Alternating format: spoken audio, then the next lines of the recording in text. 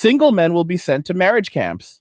The most shocking truth emerging right now is this: powerful institutions are actively proposing government backed marriage boot camps to force single men into wedlock, complete with communal ceremonies, financial rewards, assigned mentors who guide every step of married life, and a clear agenda to reverse the collapse of traditional families at any cost.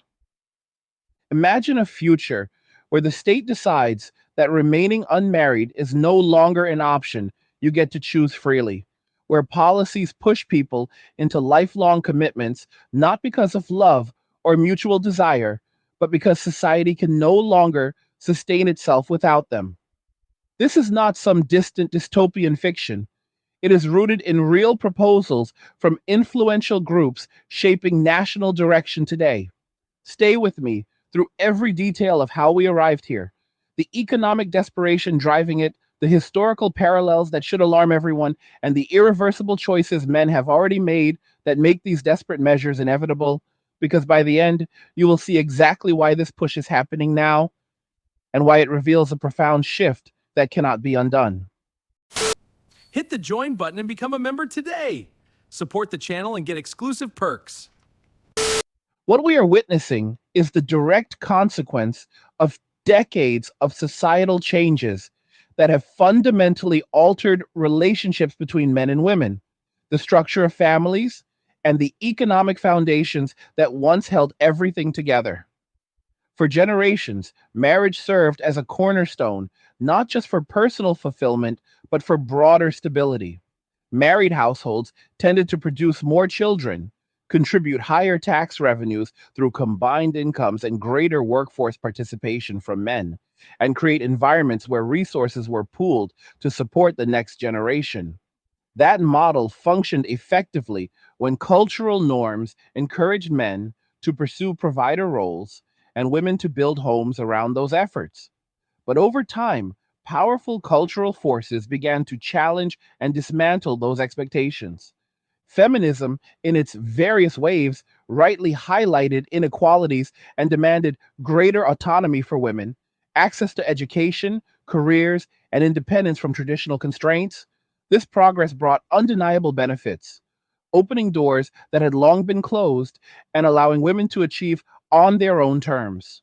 At the same time, the messaging often extended into broader criticisms of masculinity itself, portraying traditional male roles as outdated, oppressive, or even toxic.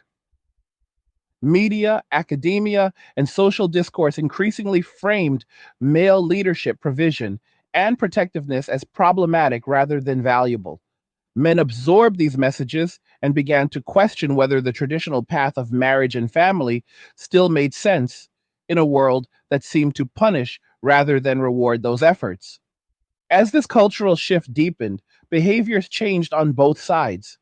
Women gained financial independence through education and employment, reducing the practical necessity of marriage for security. Many embraced the freedom to prioritize careers, travel, personal growth, and lifestyles without the obligations of partnership or parenthood. Men, observing the risks of modern relationships, including high divorce rates, financial penalties through alimony and child support, loss of assets, and social stigma in family courts, increasingly chose caution. The incentive structure flipped. What was once a mutual exchange of support and companionship became perceived as a high stakes gamble, where the downsides outweighed the rewards for many men. This detachment did not happen overnight. It built gradually through personal experiences, online communities sharing stories of unfavorable outcomes, and a growing awareness that solitude could offer peace rather than loneliness. Men started to invest in themselves, building skills, pursuing hobbies, maintaining physical health, and creating comfortable lives independent of romantic validation. Many discovered that minimalism, reduced consumption, and alternative income streams allowed them to thrive without the traditional 9 to 5 grind that once funneled earnings into family support. The result was a noticeable withdrawal from the dating market, from pursuit, and from the behaviors that had historically sustained marriage rates. Economic data underscores the scale of this change. Men have historically shouldered a disproportionate share of tax burdens, often through higher earnings in demanding fields and consistent workforce participation. Married men, in particular, contributed significantly to government revenues because their incentives aligned with stability and provision. When large numbers of men step back from those roles, choosing lower profile lives or self employment with minimized taxable income, the revenue base shrinks. Meanwhile, consumer spending patterns show women driving a majority of purchases, but much of that spending traces back to resources originally provided through male earnings in relationships or marriages. As those connections weaken, the flow of resources tightens, creating pressure on households, local economies, and eventually national budgets. Inflation compounds the problem. Rising costs for housing, food, healthcare, and education hit everyone, but they strike hardest at those already stretched thin. Single women, even with careers, face mounting expenses without the traditional buffer of combined incomes. Social safety nets strain under increased demand as workforce participation shifts.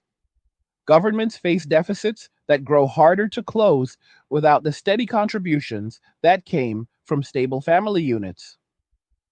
In this environment, policymakers begin searching for solutions to restore population growth, tax bases, and social cohesion. Declining birth rates become a crisis because fewer children mean fewer future workers, taxpayers, and innovators to support an aging population. This is precisely where proposals like those from the Heritage Foundation enter the picture. Their recent report outlines a comprehensive strategy to strengthen families by promoting marriage as the ideal structure for raising children and maintaining societal health. Among the recommendations are expanded relationship education programs, financial incentives for newlyweds, tax credits scaled to family size, discouragement of casual online dating platforms that fragment connections, and targeted interventions like marriage boot camps. These boot camps would function as intensive preparation courses for couples, teaching communication, conflict resolution, financial management, and commitment principles. Participants would complete the program with a communal wedding ceremony and ongoing mentorship from experienced couples to guide them through early married life. Some versions suggest modest financial rewards upon completion to encourage participation. On the surface, these ideas aim to address real demographic challenges. Lower fertility rates threaten long term economic vitality, and stable two parent homes correlate with better outcomes for children in education, mental health, and economic success. Proponents argue that modest investments in these programs could yield substantial returns through a healthier, growing population. They point to existing federal grants for healthy marriage initiatives that have shown modest improvements in co parenting and relationship stability. The intent is framed as supportive rather than coercive, emphasizing voluntary participation and positive reinforcement. Yet the deeper implications spark serious concern. When government funds and administers programs designed to steer adults toward marriage, questions arise about personal liberty and the boundary between encouragement and compulsion. Assigning mentors who monitor progress through married life raises the specter of oversight that extends beyond education into ongoing compliance. Communal ceremonies and rewards tied to completion introduce social pressure that could make opting out feel punitive. In a society already polarized on issues of gender and family, these measures risk being perceived as an overreach that prioritizes traditional structures over individual choice. The desperation behind these proposals becomes clearer when viewed against the backdrop of men's widespread withdrawal. For years, cultural narratives celebrated independence and self fulfillment outside traditional roles. Men responded by walking away, not out of malice, but out of self preservation. The system is collapsing. Cash will be worthless soon. Crypto is your only escape. Angry's Crypto Academy is linked in the description. Go check it out now. They found that solitude brought calm, that resources stretched further without dependence, and that hobbies, friendships, and personal pursuits provided fulfillment without the complexities of modern partnerships. This choice was not coordinated or organized. It emerged organically as individuals weighed costs and benefits. Now, as the consequences manifest in economic strain and population decline, the same society that once marginalized traditional masculinity seeks to pull men back in. Voices from media figures to policy experts express frustration that men are not stepping up, not providing, not committing. But the reality is that trust was eroded long ago. Men learned they could survive and even thrive independently. They adapted to new realities using technology for income, minimizing expenses, and prioritizing mental peace over societal expectations. Reversing that mindset requires more than incentives or camps. It requires rebuilding genuine mutual respect and value in relationships. Historical precedents offer sobering lessons. Empires facing demographic or economic decline often turned to coercive measures to boost family formation and birth rates. Ancient Rome, in its later periods, imposed penalties on the unmarried and rewards on those with children. Yet those efforts failed to halt the slide. Authoritarian regimes in the 20th century used medals, propaganda, and social pressure to encourage large families. But such tactics bred resentment rather than genuine commitment. The pattern is consistent. When organic incentives disappear, forced solutions rarely restore what was lost. Today, the conversation around marriage has become polarized. One side emphasizes freedom, autonomy, and the right to live without partnership if that is the preference. The other stresses the societal benefits of stable families and the risk of unchecked individualism.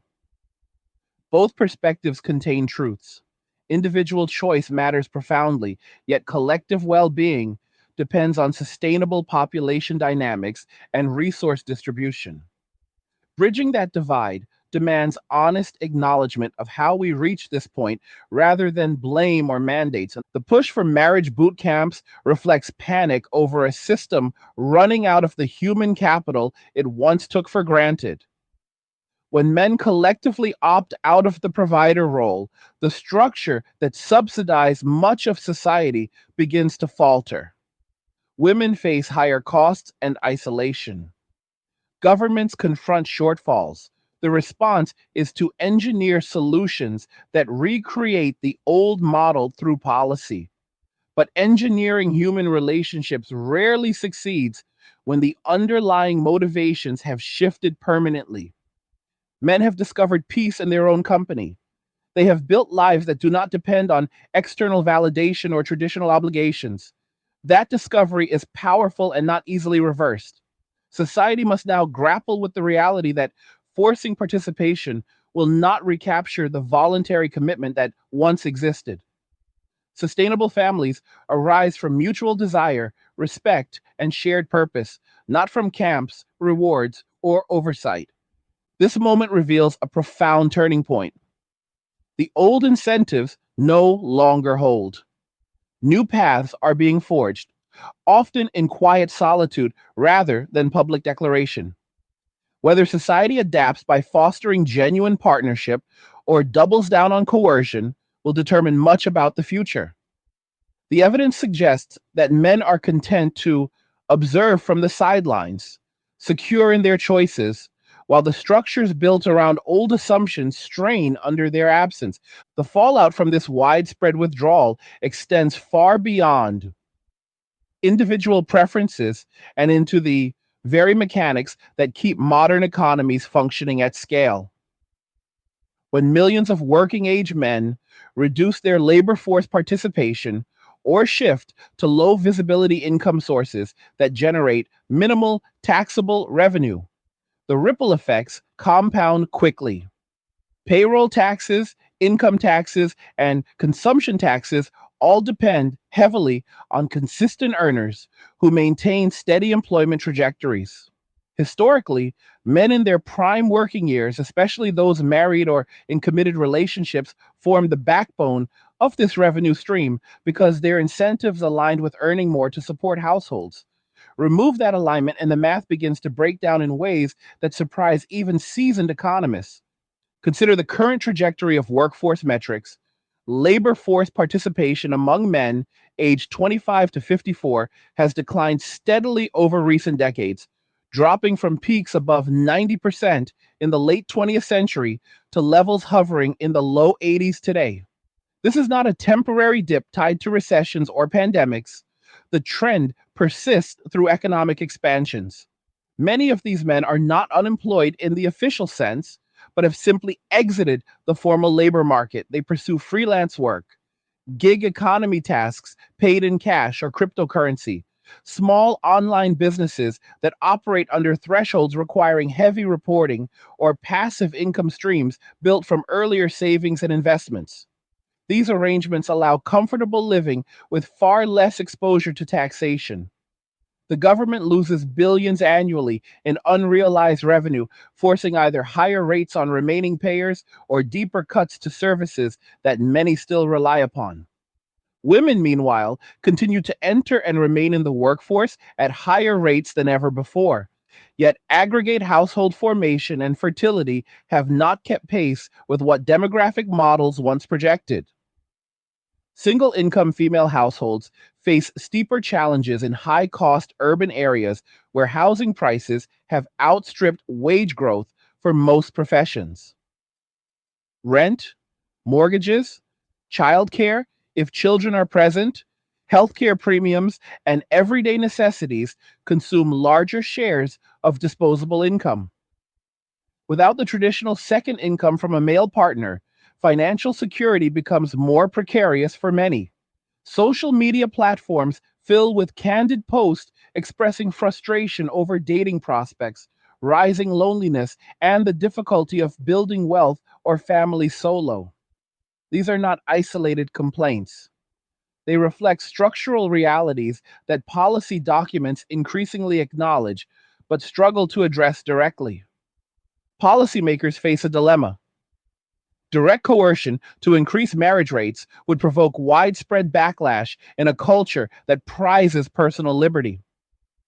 Instead, the approach leans toward incentives layered with soft pressure. Marriage boot camps fit neatly into this framework because they can be presented as voluntary educational opportunities rather than mandatory requirements. The Heritage Foundation's proposals, drawing from existing healthy marriage and responsible fatherhood grant programs administered through federal agencies, envision scaling these initiatives dramatically. Funding would support nonprofit organizations and faith based groups to deliver structured curricula covering emotional intelligence, conflict management, budgeting for dual income or single earner households, parenting preparation, and on the legal and financial implications of marriage. Completing the course could unlock modest cash grants, tax credits applied retroactively, or priority access to housing assistance programs targeted at young families. Mentorship components add another layer. Each couple would be paired with an experienced married couple who provides ongoing guidance for the first several years. These mentors would check in regularly, offer advice during common early marriage challenges, and trend and report general progress to program administrators. Proponents describe this as supportive accountability, similar to coaching in professional settings. Critics see the potential for mission creep, where guidance evolves into surveillance, and where failure to follow recommendations could jeopardize continued benefits or trigger negative administrative notes. In an era of expansive data collection, the line between encouragement and monitoring blurs easily.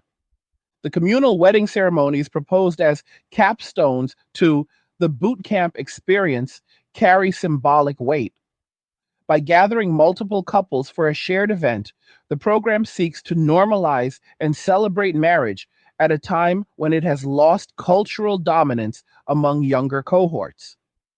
Group ceremonies reduce individual costs, create built in social networks from the outset, and reinforce the message that commitment is a collective societal good rather than a purely private decision. Financial rewards tied directly to completion serve as behavioral nudges, leveraging loss aversion and immediate gratification to overcome hesitation. Small sums, perhaps a few $1,000s per couple, appear modest on paper, but could tip the scales for participants already leaning toward marriage. Yet these mechanisms operate against a backdrop of eroded trust. Men who have spent years building independent lives view such programs with skepticism at best and hostility at worst.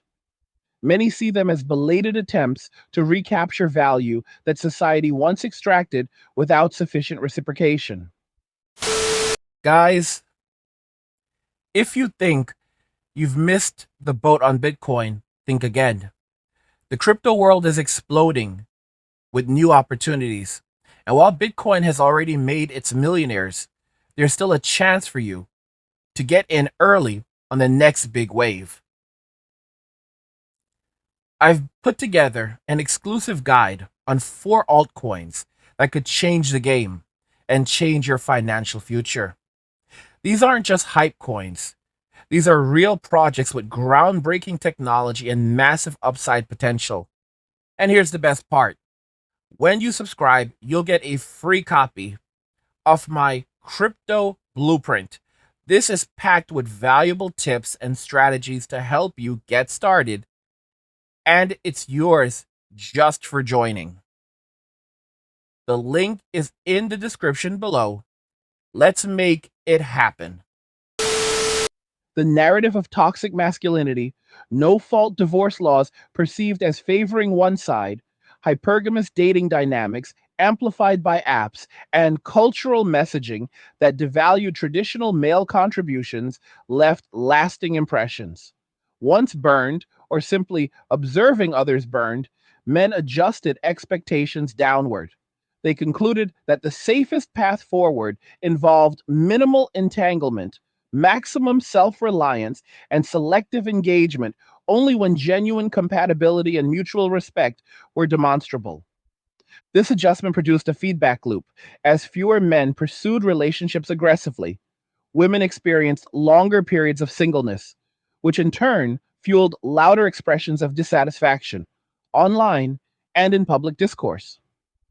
Those expressions often circled back to blaming men for refusing to step up, ignoring the preceding decades of cultural and legal shifts that altered incentives. The disconnect grows wider with each cycle. Men hear demands to return without acknowledgement of the conditions that prompted departure.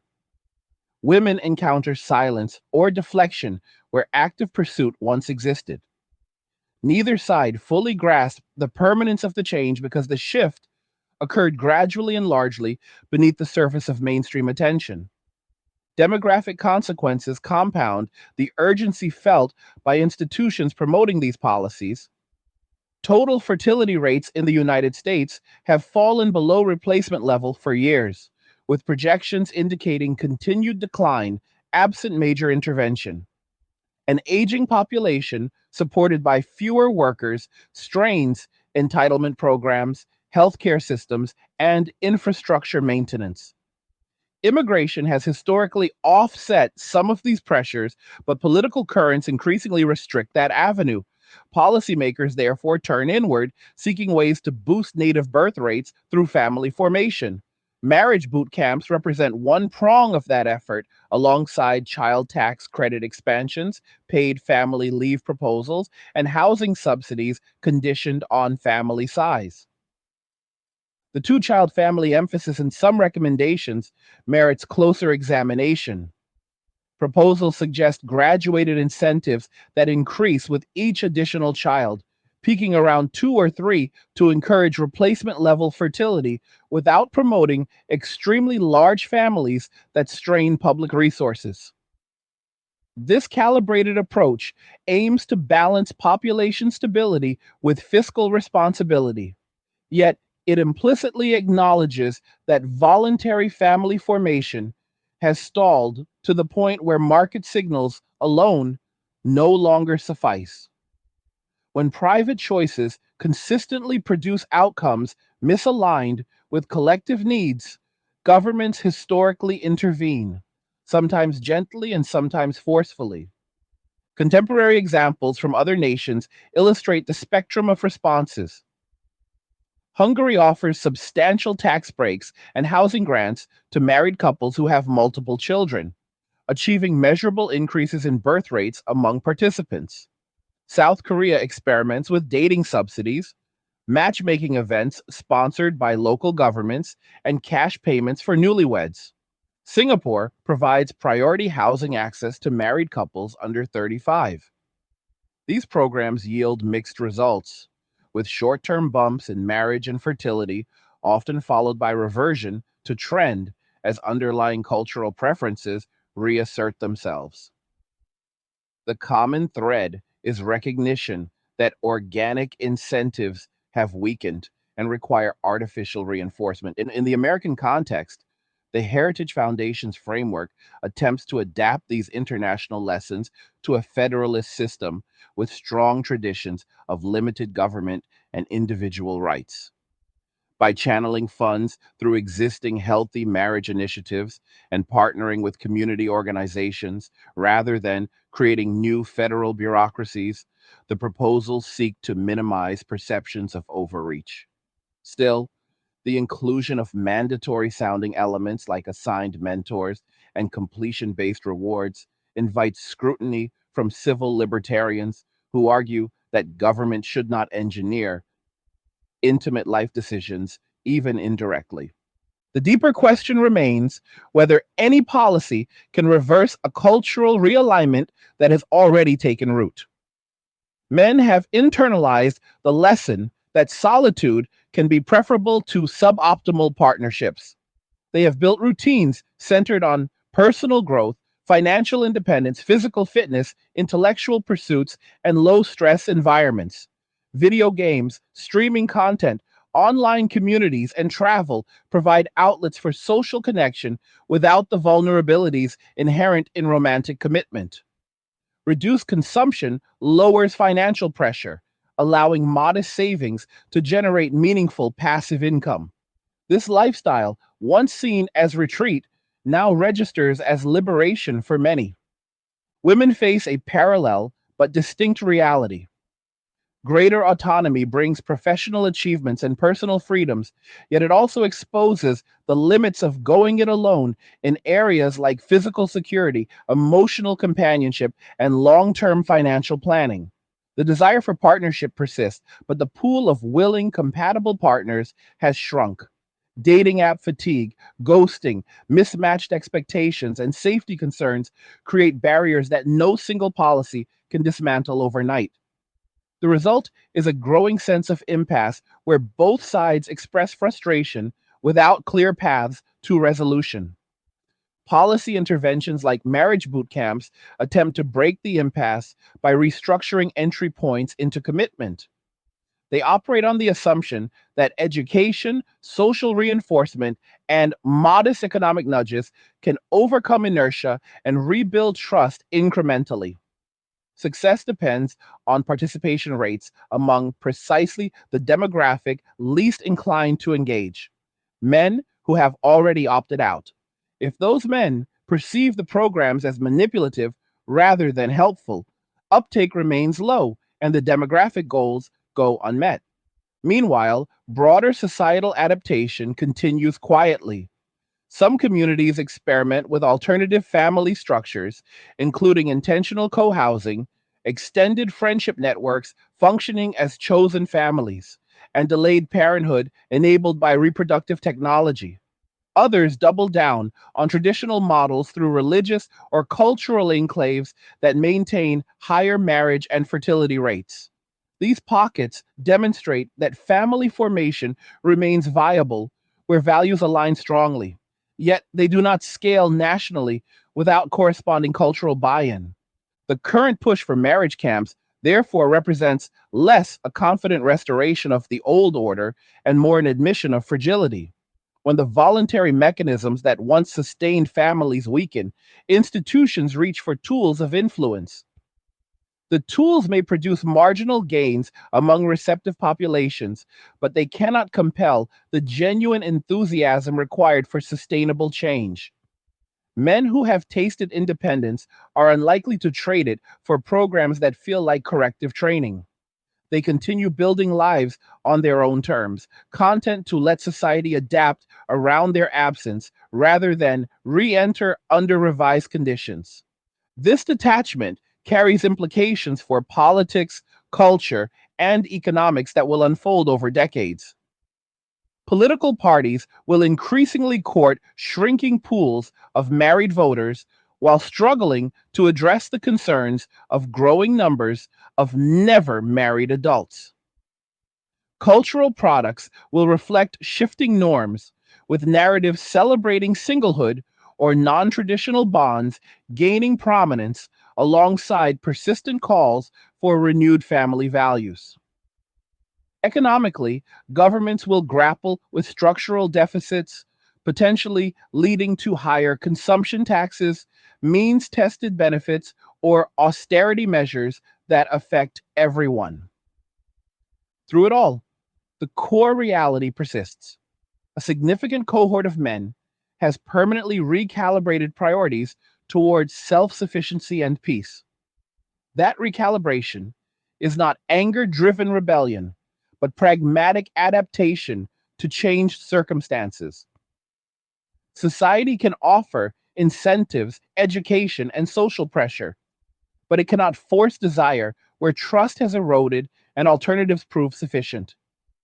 The marriage boot camp proposal stands as both symptom and attempted cure for this deeper shift, revealing how far the ground has moved beneath once familiar institutions. The scale of this transformation becomes even more apparent when examining how everyday institutions are beginning to feel the absence of committed male participation. Public schools, for instance, have long relied on a mix of parental involvement that traditionally included fathers attending conferences, coaching sports teams, volunteering for field trips, and modeling discipline and ambition for children. As marriage rates decline and single mother households rise without corresponding male partnership, that involvement drops sharply. Teachers report fewer fathers showing up for events, fewer male role models in the classroom ecosystem, and a noticeable shift in behavioral dynamics among boys who grow up primarily in female led environments. The long term effects on educational outcomes, emotional development, and future workforce readiness are still unfolding. But early indicators point to widening gaps in areas like impulse control, academic persistence, and technical skill acquisition that once benefited from balanced parental influence. Community organizations face similar pressures. Rotary clubs, fraternal orders, volunteer fire departments, and church leadership teams historically drew heavily from married men who viewed civic duty as an extension of family responsibility.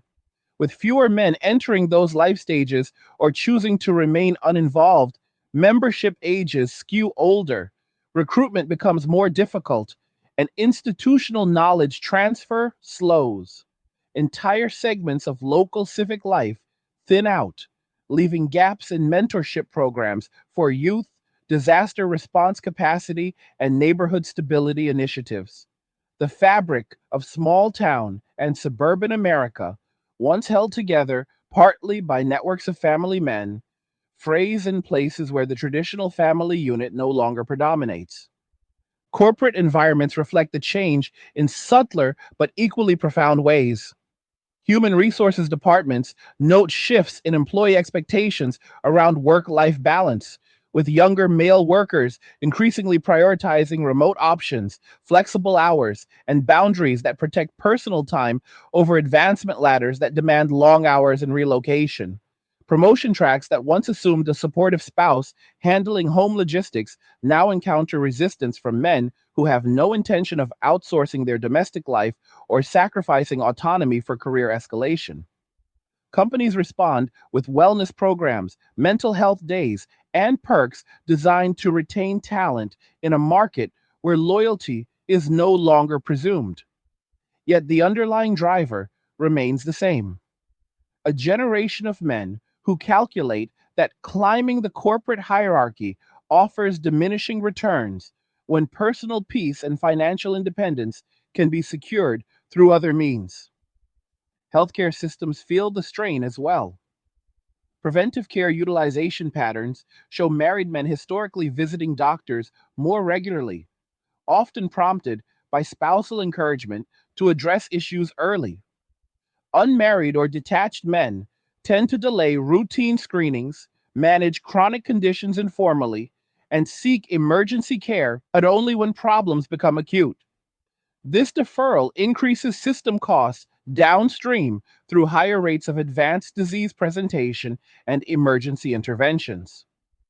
Public health campaigns aimed at men's wellness struggle to gain traction among populations that have largely tuned out traditional messaging about responsibility and longevity tied to family provision.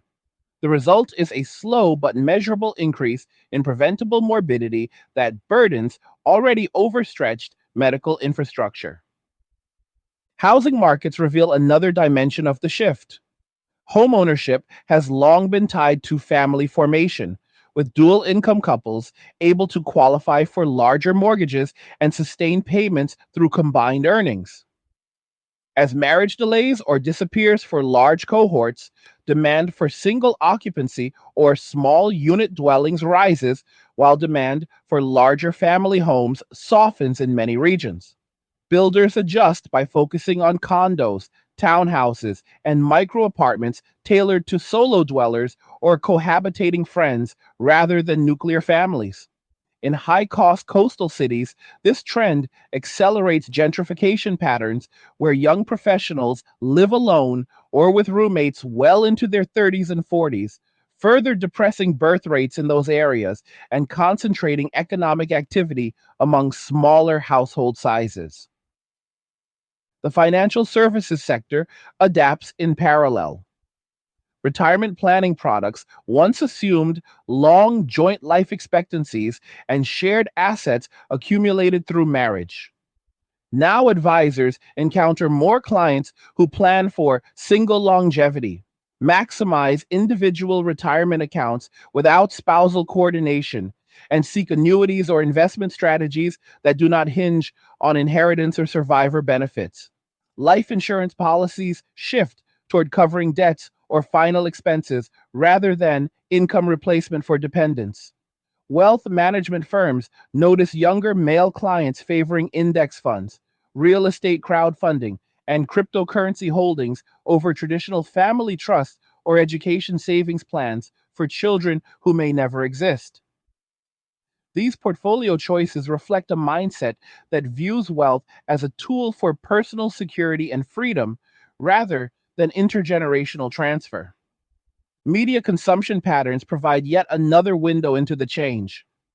Streaming platforms, podcast networks, and social media algorithms increasingly cater to audiences seeking content about self improvement, stoicism, financial independence, fitness optimization, and critiques of modern dating culture. Channels and creators focused on men's issues, minimalism, digital nomadism, and voluntary solitude gain millions of subscribers, while traditional family oriented programming sees declining viewership among younger demographics.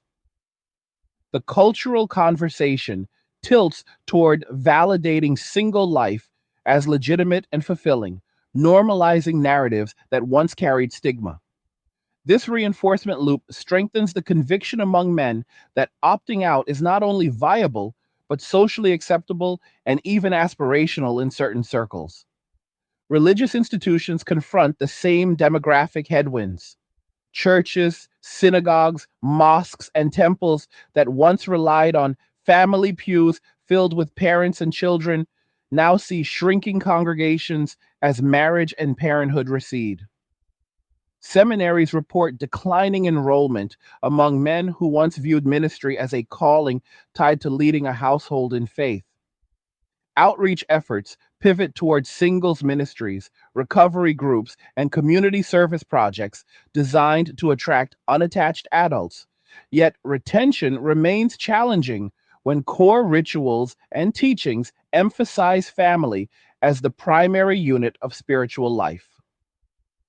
Some denominations respond by rethinking doctrine around singleness, elevating celibate or non procreative paths as equally valid vocations, while others double down on pro natalist messaging that risks alienating precisely the people needed to sustain institutional vitality. Political landscapes shift in response to these underlying changes. Voter turnout and issue priorities diverge along marital status lines more sharply than in previous generations. Married voters with children tend to favor policies supporting education funding, school choice, tax relief for families, and border security framed as protecting future generations. Never married or childless voters lean toward issues like housing affordability, student debt relief, climate policy, and healthcare expansion that address immediate personal economic pressures rather than long term family stability. Campaign strategists increasingly segment messaging to avoid alienating either bloc, resulting in platforms that feel schizophrenic to observers who remember more unified, family centric appeals. International relations feel indirect, but real effects as well. Nations with higher marriage and fertility rates maintain demographic advantages in military recruitment, innovation pipelines, and long term economic growth projections.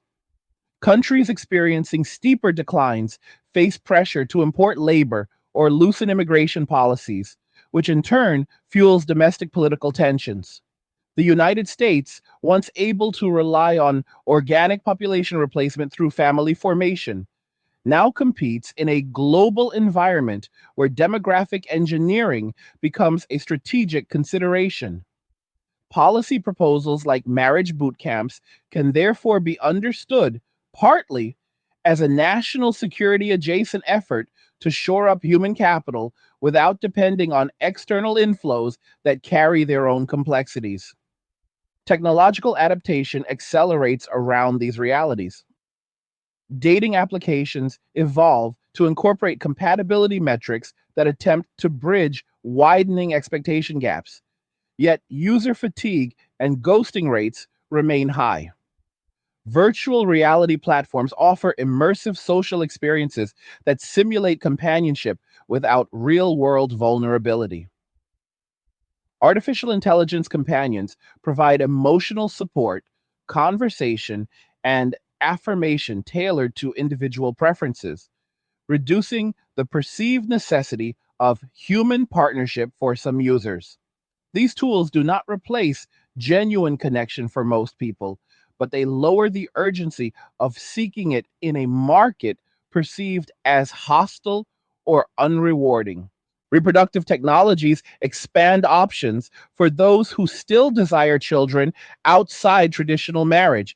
Egg freezing, sperm donation, surrogacy, and in vitro fertilization enable solo parenthood or same sex family formation. Yet costs remain prohibitive for large segments of the population.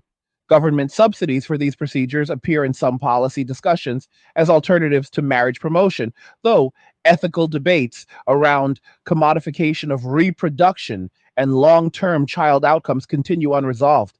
The existence of these technologies underscores a broader truth. Family formation is not disappearing entirely, but diversifying in ways that bypass conventional pathways. Amid all these adaptations, the quiet confidence of men who have chosen withdrawal stands out as a constant. They maintain fitness routines, not for external appeal, but for personal vitality. They pursue education and skills for self mastery rather than career ladders. They build social circles based on shared interests rather than familial obligation. They manage finances with discipline that allows early financial independence rather than delayed gratification tied to dependence. This lifestyle requires no public validation because its rewards are internal and immediate. The absence of drama, legal risk, financial leakage, and emotional volatility creates a baseline of contentment that many find difficult to sacrifice, even when external voices call for renewed participation. Society therefore faces a fundamental recalibration. Incentives that once aligned individual behavior with collective needs no longer function as intended. Attempts to restore them through policy and counter resistance rooted in lived experience rather than abstract ideology. The marriage bootcamp concept emerges as one response among many, yet its success hinges on convincing a skeptical population that the proposed structure offers more value than the independence already achieved.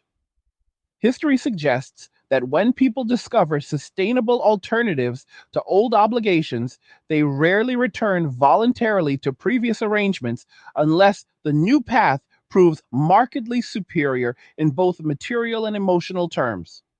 The conversation must therefore move beyond blame toward honest appraisal of what mutual value looks like in contemporary relationships. If partnership is to regain appeal, it will require reciprocal respect, clear boundaries, equitable risk sharing, and demonstrable benefits that outweigh solitude. Until those conditions reemerge organically, policy interventions will likely produce limited uptake among the very group whose participation is most needed. Men continue walking their own path, content with the scenery, while institutions search for maps that no longer match the terrain. The pressure created by these converging forces inevitably spills over into public discourse, where the conversation about gender, family, and responsibility grows increasingly strained and polarized. Commentators from across the ideological spectrum now regularly address what they term the male exodus or the marriage strike, framing it variously as a crisis of masculinity, a rational response to misaligned incentives, or a symptom of deeper cultural decay. Pundits who once championed unrestricted individual choice now express alarm that too much freedom in the realm of relationships threatens the social contract itself.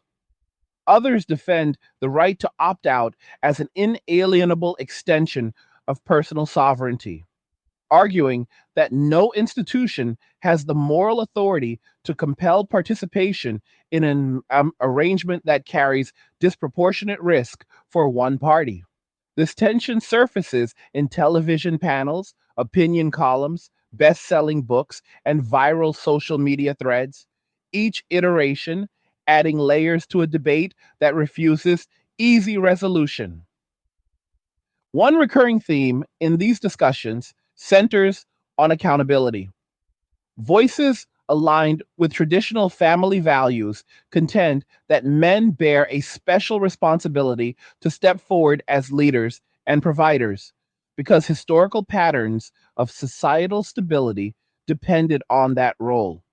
They point to statistics showing that children raised in intact two parent homes generally experience lower rates of poverty, incarceration, substance abuse, and educational failure. The argument follows that when large numbers of capable men choose permanent bachelorhood or minimal engagement, they indirectly contribute to those negative outcomes across generations. This perspective often invokes moral language, suggesting that self interest pursued too rigorously becomes selfishness that harms the common good. Counter arguments emphasize reciprocity and fairness. Men respond that accountability flows both directions. If society expects provision, protection, and commitment from men, then it must also deliver genuine respect, emotional safety, legal equity, and cultural appreciation for those contributions. Decades of messaging that labeled ambition as toxic, strength as oppressive, and traditional courtship as entitlement created a climate where many men felt devalued before they even entered the arena. Family court outcomes that frequently result in substantial asset division, ongoing financial obligations, and limited custody access reinforce the perception that marriage functions more as a contract weighted against male interests than as a mutual partnership.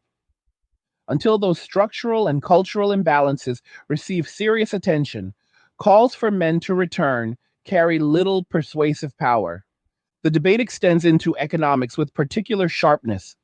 Analysts who study household wealth accumulation note that married couples build net worth at significantly higher rates than singles through combined earnings, shared expenses, risk diversification, and long term planning horizons.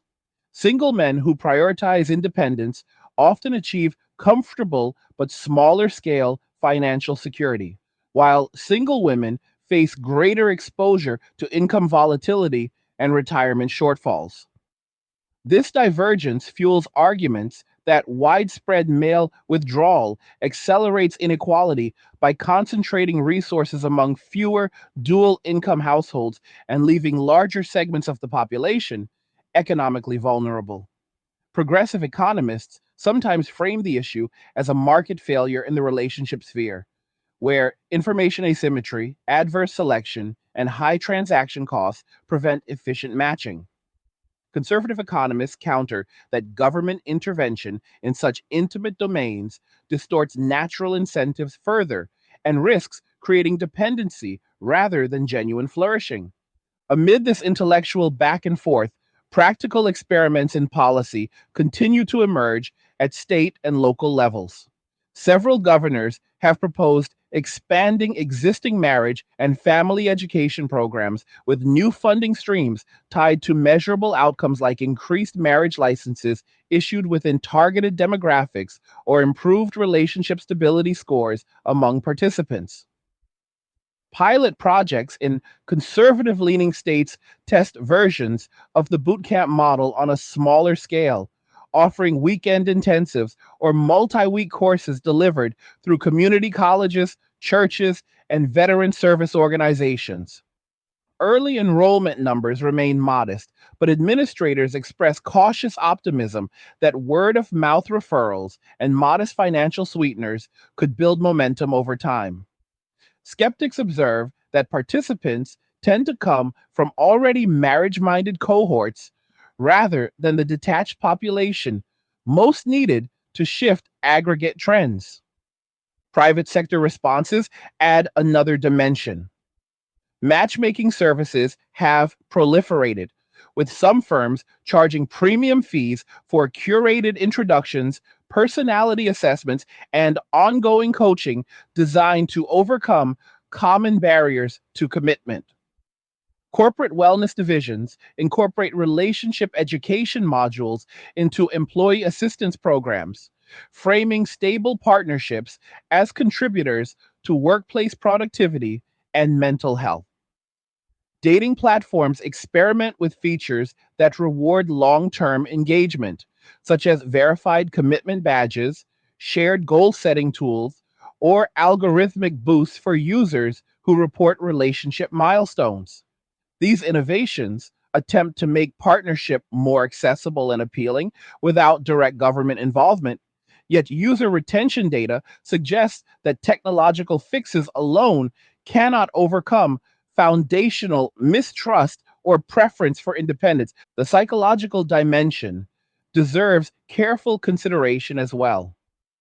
Attachment researchers document rising rates of avoidant and dismissive attachment styles among younger adults, particularly men who have internalized self reliance as a core identity. These patterns correlate with lower willingness to seek or sustain close relationships, higher tolerance for solitude, and stronger preference for controllable environments. Therapeutic communities increasingly encounter clients who present not with acute distress, but with satisfied indifference toward romantic prospects. Clinicians trained in couple therapy adapt their practices to work with individuals, exploring whether partnership aligns with personal values rather than assuming desire for connection as the default state. This shift reflects a broader cultural movement toward viewing relational status as one option among many rather than a developmental milestone. Spiritual and philosophical perspectives offer additional lenses. Some thinkers within religious traditions argue that the current withdrawal represents a form of asceticism or modern monasticism, where individuals pursue inner peace and moral integrity apart from conventional family life. Others interpret it as a necessary corrective phase, allowing society to confront the consequences of devaluing commitment before rediscovering its worth. Secular philosophers explore whether the pursuit of eudaimonia or human flourishing can be fully realized in isolation or whether it inherently requires deep interdependence. These reflections rarely produce consensus, but enrich the conversation by moving beyond economic or policy metrics to questions of meaning and purpose. Environmental considerations enter the discussion indirectly but persistently. Lower household formation and smaller average family sizes reduce aggregate consumption of resources, land use, and carbon emissions associated with larger homes, multiple vehicles, and child related expenditures. Some environmental advocates quietly welcome these trends as partial mitigation against ecological overshoot, even as demographic economists warn that sustained sub-replacement fertility jeopardizes the tax base needed to fund green infrastructure and climate adaptation. The apparent contradiction highlights how interconnected, seemingly disparate domains have become in an era of rapid change. Urban planning reflects these shifts in tangible ways. Cities that once expanded outward to accommodate growing families now densify cores to serve populations that favor walkable neighborhoods, public transit, and amenity rich single living environments. Zoning reforms prioritize mixed use developments with smaller unit sizes, co living spaces, and communal facilities that support non traditional households. Suburban areas experience pockets of stagnation where demand for large lot single family homes softens, prompting some municipalities to incentivize infill development or adaptive reuse of empty nesters' properties. These physical changes reshape daily life, reinforcing the cultural normalization of smaller or non family households. Education systems adapt curricula and support structures accordingly. High schools and colleges expand life skills courses covering personal finance, mental health, career navigation, and healthy boundaries in relationships without presupposing marriage as the endpoint.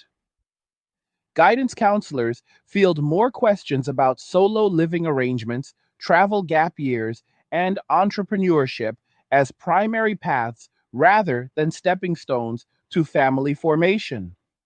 Campus housing policies evolve to accommodate longer periods of single occupancy or friend based cohabitation. The overall tone moves away from preparing students exclusively for traditional milestones toward equipping them for diverse life trajectories.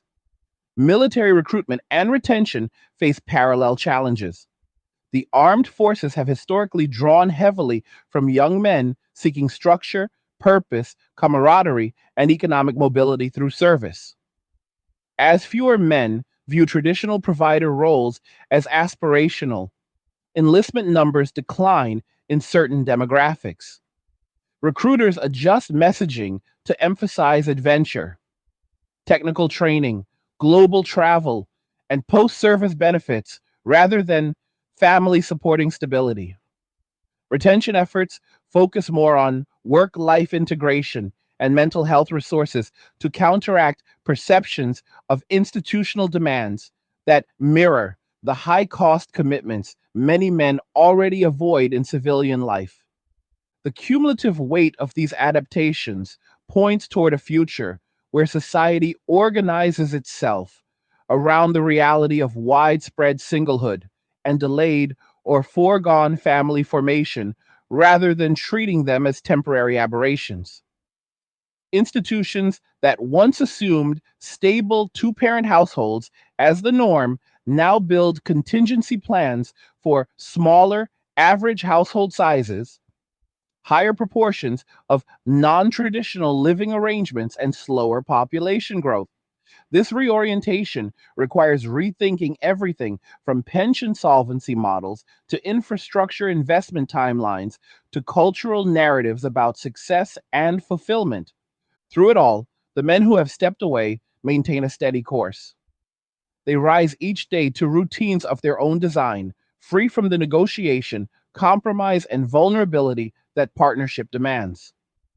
They measure progress not in societal approval, but in personal tranquility, financial control, and physical well being. Their example spreads quietly through conversations, online forums, and observed lifestyles, offering living proof that alternatives exist and function effectively for those willing to embrace them. Society observes this reality with a mixture of concern, resentment, curiosity, and reluctant acceptance. The question is no longer whether men will return en masse, but how the world will reorganize itself around their sustained absence. Policy responses like marriage boot camps represent earnest attempts to arrest the slide, yet their reach remains limited by the very independence they seek to reverse. True course correction, if it occurs at all, will likely come not from mandates or incentives, but from organic rediscovery of mutual value that makes partnership irresistible once again. Until that rediscovery happens, the path of voluntary withdrawal continues to widen, reshaping institutions, economies, and expectations in ways that few anticipated even a generation ago. The intensity of the societal pivot registers most clearly in the quiet accumulation of small, everyday choices that collectively redefine what normal looks like. Young adults now routinely plan careers around geographic flexibility rather than proximity to potential family networks. Remote work arrangements that once seemed temporary have solidified into permanent lifestyles for millions, allowing men to live in lower cost regions while maintaining income streams that once required urban concentration. This mobility reduces the traditional pressure to settle near in laws, school districts, or community ties that historically anchored family life. Housing decisions follow suit, with many opting for compact, efficient spaces that require minimal upkeep and leave maximum room for personal pursuits. The cultural ideal of the sprawling family home gives way to streamlined apartments, converted vans for travel, or shared houses among like minded friends who function as chosen support systems without legal or romantic entanglement.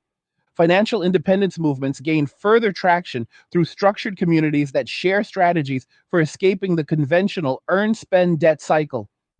Online forums and private groups exchange detailed blueprints for building emergency funds that cover 5 to 10 years of modest expenses, investing in dividend focused portfolios that generate reliable passive income, negotiating lower living costs through bulk purchasing cooperatives, and leveraging geographic arbitrage by relocating to places where dollars stretch further. These approaches do not require extraordinary wealth to start. They rely on discipline, delayed gratification, and a willingness to question assumptions about what constitutes success. Men who master these systems often report a profound sense of control that no corporate title or romantic validation ever provided. The knowledge that one can walk away from any situation without catastrophic loss becomes a psychological anchor stronger than any external promise of security. This financial autonomy reshapes dating dynamics in unexpected ways. When men no longer need a partner to share rent, cover emergencies, or co sign loans, the transactional undertones that once permeated early courtship fade. Conversations shift away from future provisioning and toward genuine compatibility in values, humor, interest, and communication styles.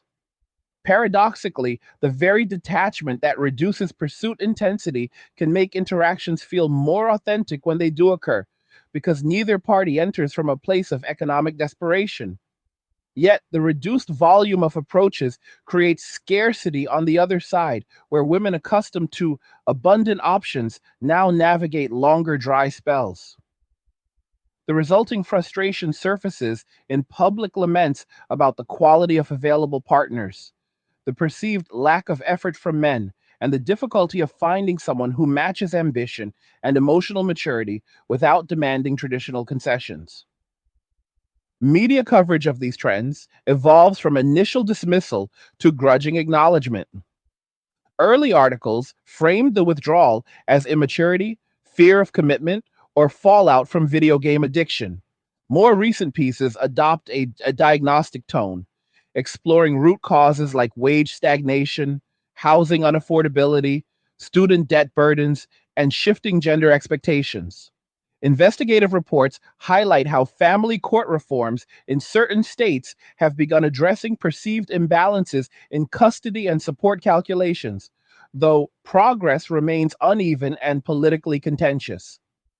Documentaries examine intentional communities of single men living cooperatively in rural compounds or urban co ops, presenting them not as failures of socialization, but as deliberate experiments in alternative living.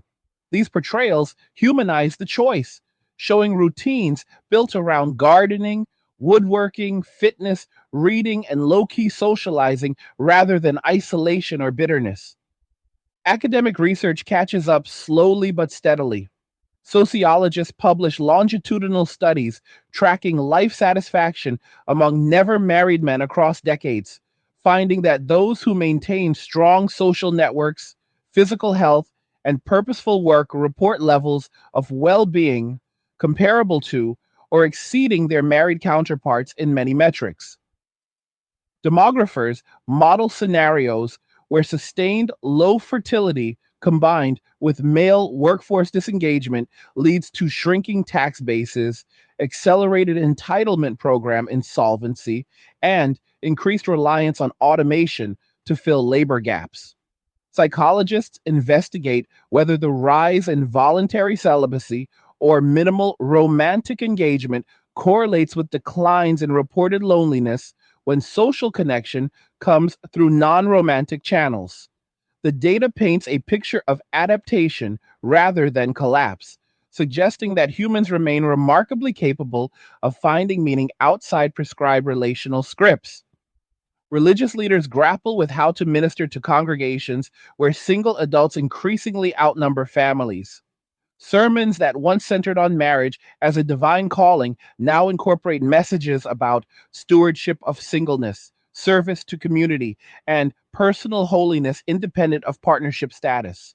Some denominations launch dedicated ministries for lifelong singles, framing their path as a legitimate vocation akin to historical monastic traditions. Others quietly adjust expectations around tithing and volunteer commitments, recognizing that unattached individuals may have more discretionary time, but also face different financial pressures without spousal income buffering. The theological conversation expands to explore whether God's design for human flourishing allows for diverse expressions of relationality beyond nuclear family norms.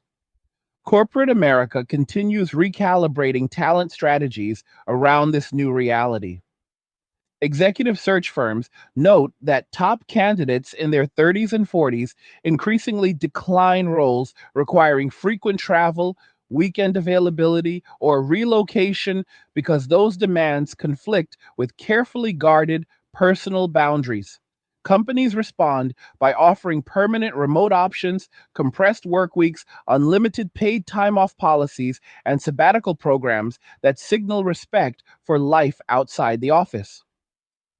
Benefits packages expand to include mental health coverage, gym memberships, financial planning services, and even pet insurance as employers compete for workers who prioritize holistic well being over traditional status markers.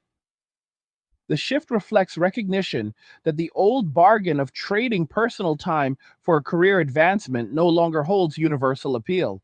Real estate developers pivot toward product lines that cater explicitly to solo or small household buyers. High rise buildings feature studios with premium finishes, rooftop communal spaces, concierge services, and integrated co working areas that double as social hubs. Suburban builders experiment with pocket neighborhoods of small cottages clustered around shared green spaces, appealing to those who want community without the maintenance burden of large properties. Co living companies scale models where residents share kitchens and lounges but maintain private bedrooms and bathrooms, creating built in social infrastructure for people who value connection on their own terms. These developments normalize living arrangements that would have seemed unconventional a generation earlier. Transportation patterns shift in tandem. Car ownership declines among younger cohorts who rely on ride sharing, electric scooters, public transit, and occasional rentals rather than committing to vehicle payments and insurance. The money saved fuels investments, travel, or leisure pursuits that reinforce independence. Urban mobility becomes more fluid, with people moving between cities or countries more easily when no family roots tie them down. Digital nomad visas in various nations attract growing numbers of men who work online while exploring new environments, further decoupling location from traditional life milestones. Health and longevity practices reflect the same self directed ethos. Men invest heavily in sleep optimization, strength training, nutrition tracking, regular blood work, and preventive interventions like sauna use, cold exposure, and targeted supplementation. The goal is not vanity, but functional lifespan extension and resilience against illness that could disrupt autonomy. Wearable devices monitor metrics continuously, providing data that informs adjustments without reliance on external authority figures. This proactive stance contrasts with historical patterns where men deferred health maintenance until prompted by spousal concern or family obligation. Leisure industries boom around solitary or small group activities that require minimal coordination. High-end audio equipment, home theater setups, custom PC building, photography, drone piloting, cooking as craft, and solo backpacking all see surging participation. Subscription services for books, music, gaming, and learning platforms thrive by delivering personalized content directly to individuals who curate their own experiences. The emphasis falls on depth and mastery rather than breadth or social signaling, allowing sustained engagement without performative elements. The cumulative impact of these interlocking changes creates a feedback system that reinforces itself. Each domain that adapts to higher rates of singlehood makes that lifestyle marginally easier and more attractive, which in turn accelerates the underlying trend. Policy efforts to reverse course encounter diminishing returns because the environment itself has begun to evolve in ways that accommodate and even reward detachment. Marriage boot camps, financial incentives, and public campaigns operate within this shifting landscape, attempting to pull against a current that grows stronger with every institutional adjustment. Yet the possibility of equilibrium remains. If enough individuals rediscover that certain forms of interdependence offer unique rewards unavailable in solitude, deep emotional intimacy, shared legacy building, complementary strengths in crisis, or simple daily companionship, then organic rebalancing could occur without coercion. The challenge lies in creating conditions where those rewards feel accessible and trustworthy again. Until that threshold is crossed, the momentum favors continuation of the current trajectory. Men who have chosen this path do not typically broadcast triumph or bitterness, they simply live. Their days unfold with deliberate rhythm, marked by quiet competence and freedom from unnecessary drama. They contribute where it aligns with personal values, mentoring younger colleagues informally, volunteering in causes they care about, maintaining physical spaces that benefit neighbors, without subordinating their core autonomy. This understated presence gradually normalizes the idea that fulfillment need not follow a single prescribed blueprint. Society therefore stands at an inflection point where adaptation may prove more fruitful than resistance. Rather than viewing widespread withdrawal as pathology to be cured, institutions could focus on building systems resilient to diverse household configurations, equitable opportunity structures that reward contribution regardless of marital status, and cultural narratives that celebrate multiple valid paths to meaning. Such an approach would acknowledge the permanence of certain changes while preserving space for those who still seek traditional family life to pursue it without artificial pressure. The story continues unfolding, not through dramatic confrontation, but through the steady accumulation of choices made in private moments. Each man who calculates that solitude serves him better than compromise adds one more data point to a transformation already well underway. Whether that transformation leads to renewal, reconfiguration, or gradual decline depends less on policy prescriptions and more on whether genuine mutual value can reemerge in human relationships at scale. For now, the path of walking away remains open, well traveled, and, for those on it, profoundly peaceful. The momentum behind this widespread detachment has now reached a point where it influences not just personal decisions, but the very architecture of ambition itself. What once defined success for many men, a steady climb through corporate ranks, home ownership by 30, marriage by 35, children shortly after, has been replaced by a different calculus.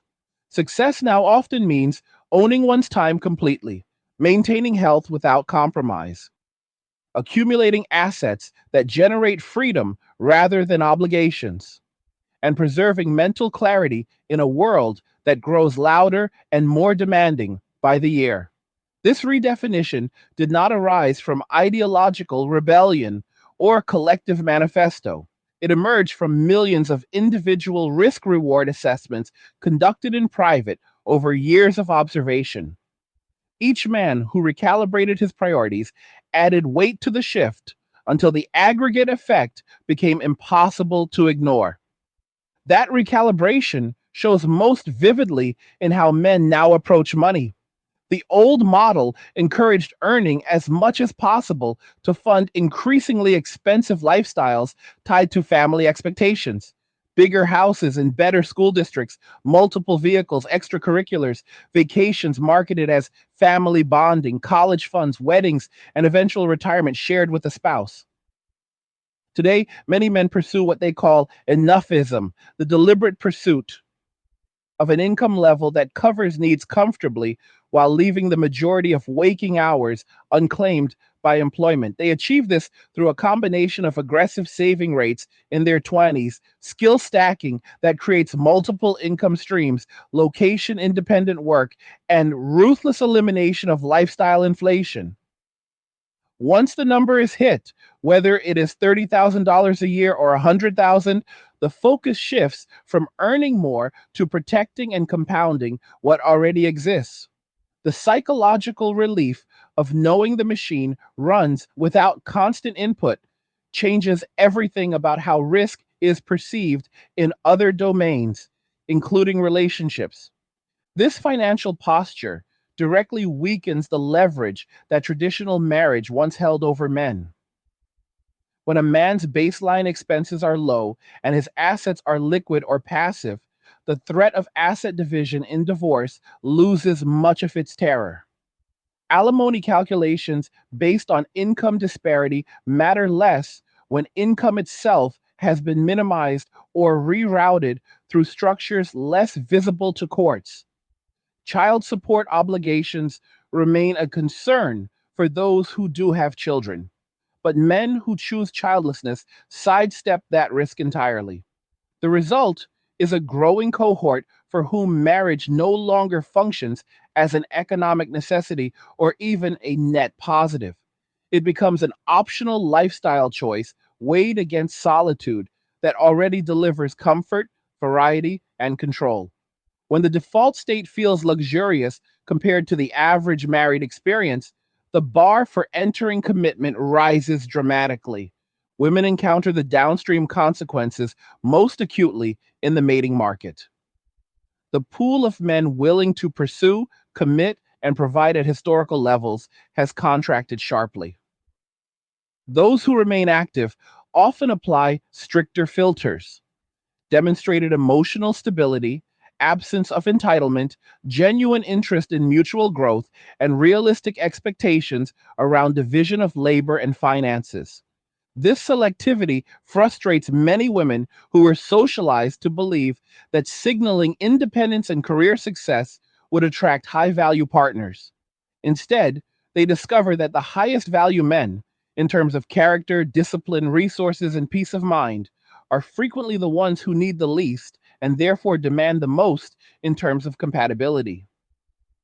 The mismatch produces extended periods of singleness, increased use of fertility preservation methods, and rising interest in solo parenting options, despite the logistical and financial strain involved. Public health data begins to reflect these diverging paths. Men who maintain the detached lifestyle show lower rates of stress related disorders, better sleep scores, fewer emergency room visits tied to relationship conflict, and higher adherence to exercise and nutrition regimens. Women in prolonged singlehood, particularly those who desired partnership and children but could not secure it, exhibit elevated markers for anxiety, depression, and autoimmune conditions, sometimes linked to chronic social disconnection. These patterns do not imply causation in every case, but the correlation prompts researchers to ask whether societal encouragement of hyper independence for both sexes has created unintended trade offs that manifest differently by gender. The conversation remains politically charged because acknowledging differential outcomes risks reviving old stereotypes, yet ignoring the data serves no one. Education pipelines feel the change at the source. Boys and young men increasingly opt for trade schools, coding boot camps, entrepreneurship tracks, or self directed learning over 4-year degrees that carry heavy debt and uncertain ROI. The traditional college experience, once viewed as a rite of passage that included dating, networking, and preparation for provider roles, loses appeal when many young men already see through the narrative that higher credentials guarantee marital or economic security. Enrollment gaps widen, particularly in liberal arts and humanities programs, while STEM and vocational fields see steadier male participation focused on practical skill acquisition rather than credential signaling. Universities respond by expanding online offerings, micro credentials, and partnerships with employers, but the underlying shift toward viewing education as a tool for independence rather than a stepping stone to family provision persists. Sports and fitness culture evolve in parallel. Gyms, once filled with men training to look attractive to women, now host large numbers training for personal mastery, longevity, and mental resilience. Powerlifting, Brazilian Jiu Jitsu, strongman events, endurance running, and combat sports attract men seeking outlets for aggression, discipline, and measurable progress that do not depend on external validation. Coaching staffs notice that these athletes often display lower interest in performative masculinity and higher focus on internal benchmarks. The culture around these pursuits becomes less about conquest and more about self conquest, reinforcing the broader theme of internal locus of control that defines the detached lifestyle. Creative industries capture this ethos in new forms. Independent filmmakers, writers, musicians, and visual artists produce work that explores solitude, self reliance, quiet rebellion against consumerist family norms, and the beauty of unhurried existence. Streaming platforms, greenlight series, and documentaries centered on men living off grid, through hiking long trails, building tiny homes, or sailing solo across oceans. These stories resonate because they portray agency and peace rather than victimhood or anger. Viewership data shows strong engagement from male audiences who see their own choices reflected without judgment. The cultural output normalizes and even romanticizes the path, making it easier for the next cohort to follow without feeling deviant. International migration patterns among men reveal another layer. Digital nomad hubs in Southeast Asia, Eastern Europe, Latin America, and parts of Africa swell with Western men in their 20s through 40s who leverage remote income to live at a fraction of home country costs. These locations offer warm climates, low taxes on foreign earnings, affordable healthcare, and cultures that still retain traditional gender dynamics in social settings, even as local women pursue education and careers. The arrangement allows men to enjoy elements of femininity and hospitality without the legal, financial, and cultural baggage they associate with Western partnerships. Some stay temporarily to reset. Others settle permanently, building lives that blend solitude with occasional companionship on their terms. Back in the United States, the political response grows more fragmented. Conservative policymakers push family centric legislation. Child tax credit increases, school voucher programs, marriage incentives, restrictions on no fault divorce, hoping to restore traditional incentives. Progressive voices advocate for universal basic income, expanded childcare subsidies, paid leave, and housing reforms that would ease economic pressure on single adults and potentially make family formation more feasible without requiring male provision. Both sides recognize the demographic problem, but diagnose different culprits and prescribe different remedies. The result is gridlock at the federal level and patchwork experimentation at state and local levels. No consensus emerges because the underlying preference shift among men resist both carrots and sticks. Corporate diversity initiatives quietly adjust expectations. Early efforts focused heavily on gender parity in leadership assumed that women would marry and have children at rates similar to previous generations. As those assumptions prove inaccurate and as male talent pools shrink in certain fields, companies broaden recruitment to include older workers, international candidates, and non traditional career paths. Employee resource groups for single professionals gain prominence alongside those for parents, signaling institutional recognition that family status no longer defines the majority experience. Benefits packages increasingly include options for pet adoption assistance, home office stipends, and sabbatical funding that appeal to life designs not centered on dependence. The legal profession sees parallel evolution. Family law practices that once thrived on high conflict divorces encounter softer demand among younger cohorts simply because fewer marriages occur, and those that do happen later with stronger prenuptial agreements. Attorneys pivot toward estate planning for single individuals, asset protection strategies, and business succession planning for entrepreneurs who lack spousal co ownership. Mediation and collaborative law gain traction as couples who do marry seek to avoid the adversarial system that deterred previous generations. The shift reduces litigation volume in some jurisdictions while increasing demand for preventive legal counsel that supports independent wealth preservation. Through every sector, the pattern repeats adaptation to a world where large numbers of men have permanently lowered their relational footprint. The process is uneven, sometimes painful, often creative. Institutions that cling to old models lose relevance fastest.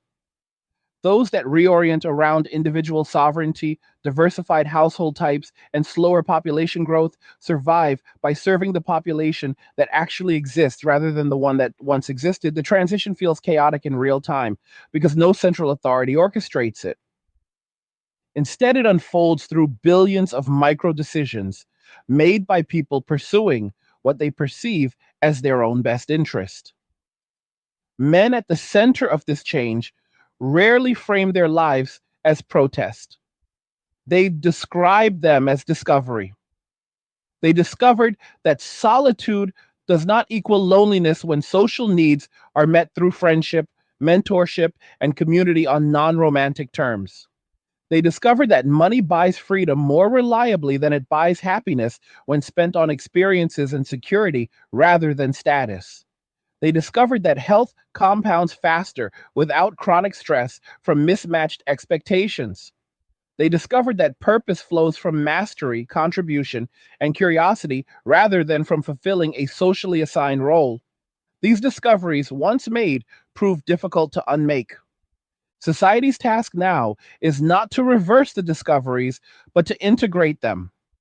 That integration requires honest acknowledgement that the old incentive structure has fractured beyond simple repair. It requires building systems that reward contribution without mandating marriage. It requires cultural stories that honor both partnership and principled singleness. It requires economic models resilient to slower household formation and smaller average family size. Most of all, it requires mutual respect across the divide, respect for those who still choose family life, and respect for those who choose otherwise. Until that respect solidifies, the tension will persist. Voices will continue demanding that men return while men continue building lives that feel complete without returning. The impasse may last decades.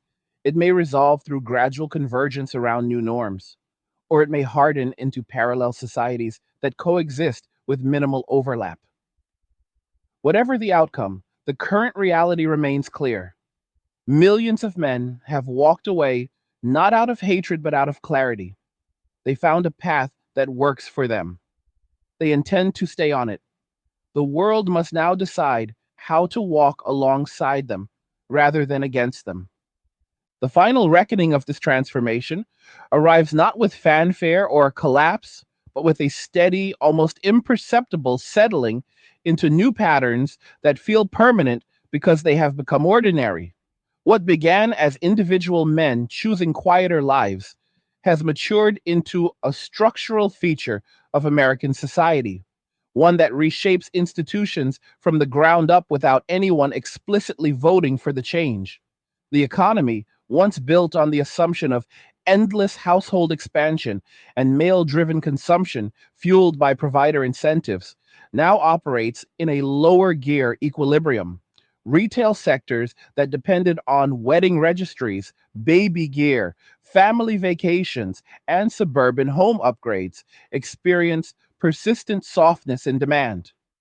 Companies pivot toward products and services tailored to single adult lifestyles, compact appliances, premium solo travel packages, high end personal grooming lines, subscription boxes for hobbies, and investment tools marketed around early financial independence rather than legacy building. The shift in consumer spending patterns, subtle at first, becomes a defining characteristic of the decade. Government budgeting processes adapt under similar pressure.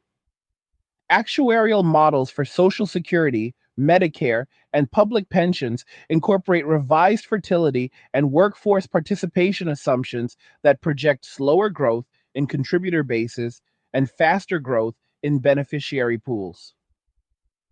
Policymakers debate raising retirement ages, means testing benefits, increasing payroll tax caps, or introducing new revenue streams such as national consumption taxes or wealth levies. Each proposal meets resistance because the underlying cause, millions of men opting for lower taxable footprints, remains politically difficult to address directly without appearing to punish personal choice. Instead, incremental adjustments accumulate. Delayed cost of living increases for entitlements, tighter eligibility for certain safety net programs, and quiet encouragement of higher immigration to offset native population shortfalls. These measures buy time, but do not restore the demographic vitality that once came from widespread family formation. State level responses vary widely, creating a laboratory of approaches that highlight both possibilities and limitations. Some governors launch public awareness campaigns promoting the societal benefits of marriage and parenthood, using testimonials from happy families and data on child outcomes to counterbalance cultural narratives of independence. Others offer direct financial sweeteners, forgivable student loans for couples who marry and stay married for a set period, property tax abatements for young families purchasing first homes, or cash grants upon the birth of each child. Pilot programs in a handful of states test enhanced versions of marriage preparation courses delivered through public universities or community centers, tracking long term marriage stability and second generation outcomes. Results so far show modest positive effects among participants who were already inclined toward commitment but negligible impact on the broader detached population. The lesson repeats across experiments. Incentives work best when they reinforce existing preferences rather than attempt to create them from scratch. International observers note the American experience as a case study in what happens when cultural individualism reaches an extreme in a developed economy. Nations with stronger collectivist traditions or more centralized family policies watch closely, some tightening their own pro-natalist measures while others quietly liberalize to attract skilled, mobile talent disillusioned with Western relational climates. Global capital flows adjust accordingly, with investment dollars following human capital toward regions that offer stability, opportunity, and lower regulatory friction around personal life choices.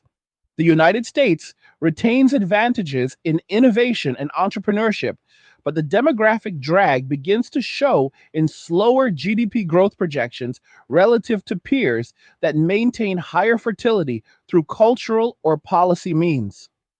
Within communities, the texture of daily life continues changing in ways both large and small. Neighborhoods once defined by school buses, soccer practices, and block parties now feature more solo walkers, home gym conversions in garages, delivery drivers dropping off single serving meals, and quiet evenings lit by computer screens rather than family room televisions. Parks and trails see increased use by individuals and small friend groups pursuing fitness or contemplation. Coffee shops and co working spaces become de facto social hubs for unattached adults who prefer low commitment interaction over structured family events. The absence of children's voices in certain areas creates pockets of calm that some residents appreciate and others mourn as a loss of vitality. Friendship networks among men take on greater structural importance as substitutes for familial bonds. Groups form around shared activities, weekly lifting sessions, book clubs, poker nights, hiking trips, or online gaming clans. that provide accountability, laughter, advice, and emergency support without the emotional volatility or legal entanglements of romantic partnerships. These networks often prove more durable than many marriages because expectations remain clear and exit costs stay low. Participants report higher trust levels precisely because the relationships rest on voluntary participation rather than obligation.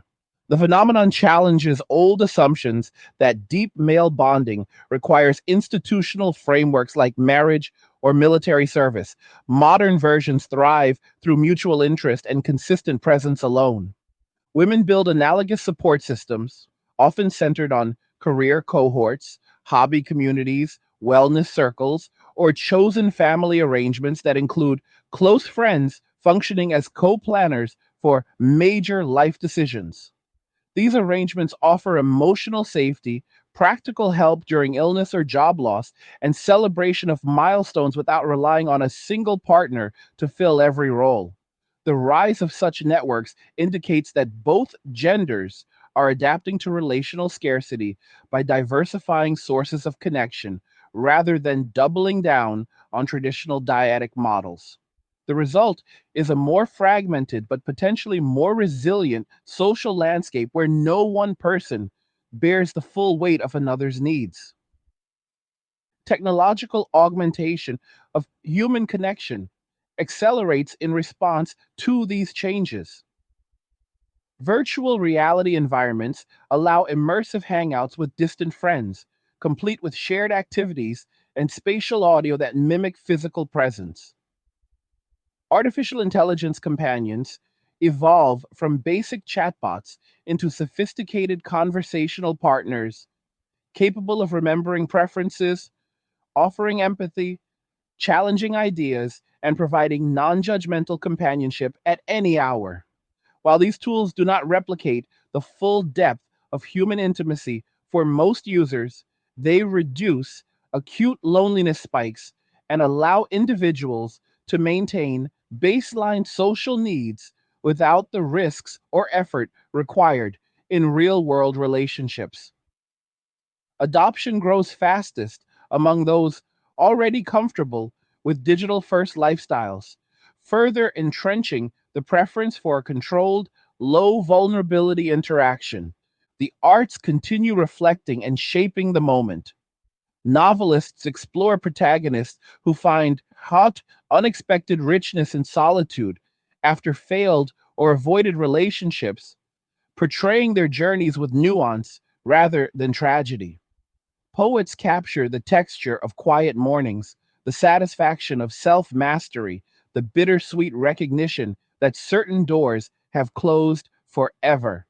Filmmakers produce character studies of men living deliberately small lives in vast landscapes, emphasizing internal landscapes over external drama.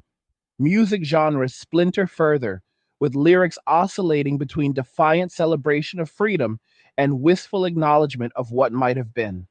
These works resonate because they articulate experiences that millions live but rarely discuss openly, giving voice to a reality that mainstream culture once marginalized. Education at all levels begins incorporating modules on life design beyond traditional milestones. High school counselors guide students through exercises that map personal values, financial independence timelines, and alternative paths to meaning. College courses on happiness, economics, behavioral finance, attachment theory, and the sociology of singleness gain enrollment as young adults seek frameworks for navigating a world where marriage is optional rather than assumed. Graduate programs in family studies expand to include research on non traditional household resilience, solo aging strategies, and the long term effects of voluntary childlessness. The academic lens shifts from viewing singleness as deviation to treating it as a legitimate variable in human development models. Workplace culture settles into a new normal where ambition looks different. Promotions still occur, but many high performers negotiate terms that preserve personal sovereignty, permanent remote status, 4-day weeks, project based contracts, or early semi retirement options funded by aggressive saving. Managers learn to lead teams where loyalty is transactional rather than familial, where turnover reflects life choices rather than disengagement. Performance metrics evolve to reward output over face time, recognizing that productivity often increases when workers control their schedules. The old ideal of the company man who sacrifices everything for the organization fades into history, replaced by the sovereign contributor who delivers value while protecting his own boundaries. As the decade progresses, the question of legacy takes on new contours. Men who once measured legacy through children and grandchildren now define it through impact in narrower but deeper channels, mentoring apprentices in their craft, open source contributions that thousands use, community projects that endure, written works that influence thought, or financial independence models that others replicate. These legacies require no biological descendants to persist. They spread through imitation and inspiration. The shift challenges cultural assumptions that true meaning requires reproduction, opening space for fulfillment rooted in creation, transmission, and stewardship of ideas or environments rather than genes. Society ultimately reaches a form of uneasy accommodation. The loudest voices calling for men to return grow quieter as repeated appeals yield diminishing returns. Institutions stop treating detachment as a problem to be solved and start treating it as data to be planned around. Urban planners design for smaller households. Retailers stock for solo consumers. Employers compete on autonomy rather than stability. Governments adjust fiscal models for slower growth, and cultural narratives expand to include multiple valid endings. The accommodation is imperfect. Some mourn the decline of traditional families, others celebrate the liberation from outdated scripts. But it proves durable because it aligns with lived preferences rather than imposed ideals. In the end, the story is not one of triumph or tragedy, but of adaptation. Men walked away because the old path no longer made sense. They found something better suited to the world as it exists. Society, after years of resistance, begins to follow rather than fight. The result is a quieter, slower growing, more individualized civilization where peace is measured in personal terms and connection is chosen rather than expected. Whether this new equilibrium proves sustainable over centuries remains an open question. For the present, it stands as the honest outcome of choices made freely and consistently over time. 2. The 1 hour gang who made it through every word of this deep dive. Respect. You stayed for the full picture, no shortcuts, no fluff. If these angry guy breakdowns hit the mark and you want more of this intensity and clarity, show support by grabbing me a Red Bull through the link in the description. It keeps the fire going. What did you think about everything laid out here? The economic fallout, the cultural realignment, the quiet confidence men have found in walking away? Do you agree that the incentives broke long ago and cannot be patched with camps or cash? Drop your thoughts in the comments below. I read them all. Like the video if you like it. Don't forget to subscribe. And if you like the video, share the video. And just remember that all roads lead to MWA, men walking away, and cheers. Nothing says you care like crypto. Nothing can compare. Nothing says you care like crypto. Oh, nothing can compare to crypto.